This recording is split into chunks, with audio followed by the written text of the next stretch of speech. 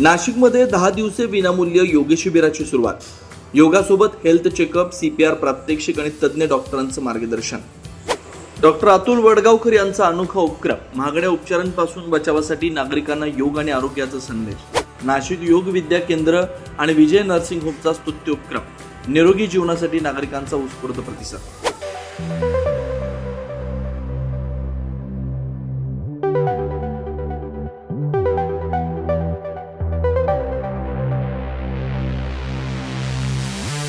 नाशिकमध्ये नागरिकांच्या आरोग्यासाठी एक अत्यंत स्तुत्य आणि समाजोपयोगी उपक्रम राबवण्यात आला. नामांकित नाशिक योग विद्या केंद्र आणि विजय नर्सिंग होम यांच्या संयुक्त विद्यमानं 22 मे ते 31 मे दरम्यान विनामूल्य योग शिबिराचं आयोजन करण्यात आलं.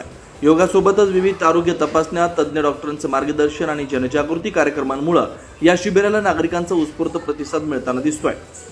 पाहुयात सविस्तर रिपोर्ट.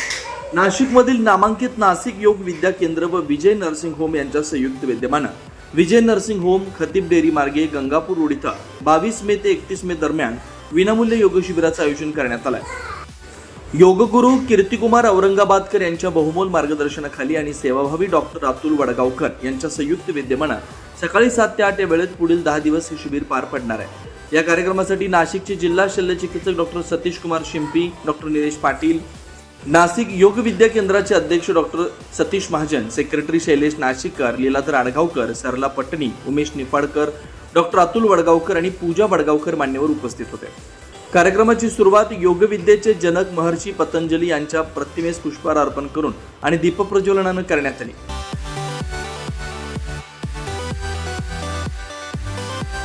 हे शिबिर केवळ योगापुरतं मर्यादित नसून वैद्यकीय दृष्ट्या अत्यंत उपयुक्त ठरणार आहे. शिबिरादरम्यान विविध दिवशी आरोग्य तपासण्या, तज्ज्ञ डॉक्टरांचं मार्गदर्शन, ब्लड शुगर टेस्ट कॅम्प, आहार प्रदर्शन व मार्गदर्शन, CPR प्रात्यक्षिक आणि मार्गदर्शन डॉक्टर अतुल वडगावकर करणार आहेत. तसंच BMD कॅम्प, डॉक्टर पूजा वडगावकर यांचं महिलांसाठी आरोग्यविषयक व्याख्यान, PFT कॅम्प आणि डॉक्टर प्रशांत पवार, सह्याद्री हॉस्पिटल यांच्या वतीनं हेल्थ चेकअप, जनजागृती कार्यक्रमाचं आयोजन करण्यात आलंय. निरोगी आणि आनंदी जीवनाकडे वाटचाल करण्यासाठी ही एक दुर्मिळ आणि सुवर्ण संधी असल्याचं सांगत जास्तीत जास्त नागरिकांनी या उपक्रमाचा लाभ घ्यावा असं आवाहन डॉक्टर अतुल वडगावकर यांनी केलं आहे. यावेळी उद्घाटकांनी नाशिकचे जिल्हा शल्यचिकित्सक डॉक्टर सतीश कुमार शिंपी यांनी डॉक्टर अतुल वडगावकर यांचं अभिनंदन करत उपस्थित नागरिकांना बहुमोल मार्गदर्शन केलं. वैद्यकीय शिक्षणात किंवा वैद्यकीय व्यवसाय prevention is better than cure असं म्हणतात.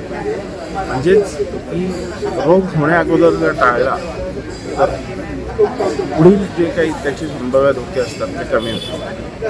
सध्याच्या काळात हे जे नॉन कम्युनिकेबल जे डिसीजेस आहेत जसं हायपरटेन्शन, डायबिटीज आहे याची संख्या जास्त वाढत असते तरी योग हा एक असा उपक्रम आहे की हा विनामूल्य उपलब्ध होतो आणि याच्यामुळे ह्या आजारांचं प्रमाण आपण जर इनिशियल स्टेजमध्ये असेल तर त्याला नियंत्रणात आणू शकतो.